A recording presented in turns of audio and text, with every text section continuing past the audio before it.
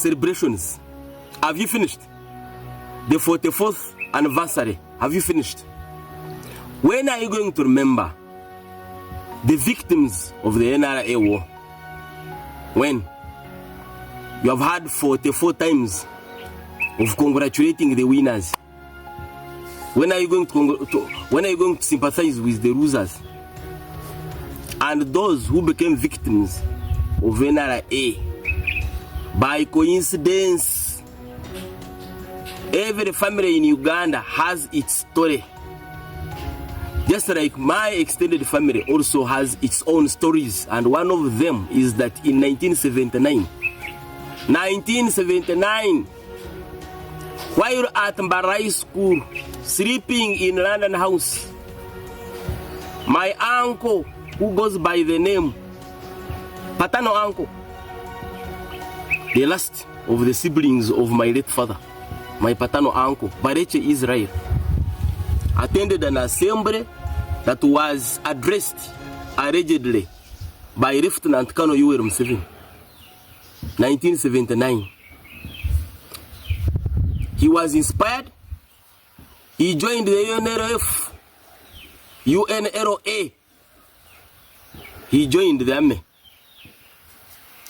at the inspiration of His Excellency the President now, then Lieutenant Colonel Museveni. A few months later, or a year and a half later, the same person who mobilized him to join the army leaves him in UNLA, goes to the bush. He says he's now part of the enemies, the Aduis. My uncle now became an Adui, who referred to him as an Adui.